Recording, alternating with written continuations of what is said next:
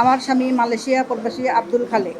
প্রিয় দেশবাসী, কয়েকদিন ধরে কিছু সুনামধন্য সোশ্যাল মিডিয়া প্রচার করছে যে আমার স্বামী ৯ জুন ২০২৬ তারিখে ৪০ লক্ষ টাকা নিয়ে মালয়েশিয়া থেকে পালিয়ে গেছে।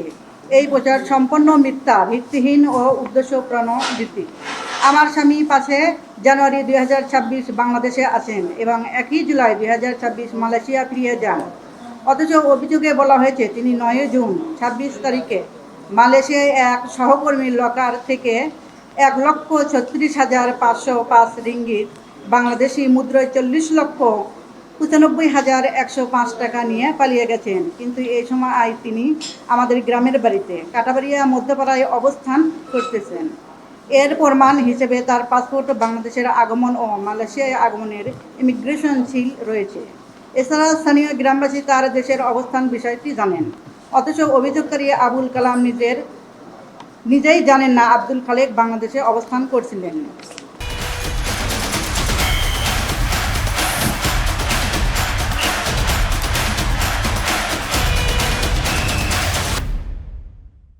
অভিযোগী মোহাম্মদ আব্দুল কালাম সঙ্গে আমার স্বামী ১ বছর আগে একই কোম্পানিতে কর্মরত ছিলেন। এই মিথ্যা অভিযোগ এবং প্রচারণের কারণে আমাদের পরিবারের মান সম্মান মারাত্মকভাবে ক্ষুণ্ণ রয়েছে। প্রবাসী আব্দুল কালাম এর ভাই হোসেন আলী বগুড়া জেলায় শাহজাহানপুর থানায় গত ২০ জুন ২৬ তারিখে একটি লিখিত অভিযোগ করেছেন যে গত ৯ জুন তারিখে টাকা নিয়ে পালিয়েছে, অথচ এই সময় গ্রামে অবস্থান করিতেছেন। অভিযোগকারীর ঠিকানা আবুল কালাম হোসেন আলী, উভয় পিতা আবু দায়ান, মাতা নূর বানু, গ্রাম বাসতাল, থানা সোনারগাঁ, জেলা নারায়ণগঞ্জ। আমি বাংলাদেশ সরকার এবং মালয়েশিয়া বাংলাদেশ দ্বৈতভাবের কাছে ঘটনা সুষ্ঠু ও নিরপেক্ষ তত্ত্বাবধানের দাবি জানাচ্ছি।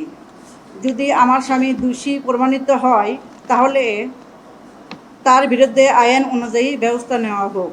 আর যদি অভিযোগী মিথ্যা প্রমাণিত হয় তাহলে অভিযোগকারী মোহাম্মদ আবু কালামের বিরুদ্ধে আইনগত অবস্থা গ্রহণ করে দৃষ্টান্তমূলক শাস্তি নির্দিষ্ট করা দাবি জানাচ্ছি। আসসালামু আলাইকুম।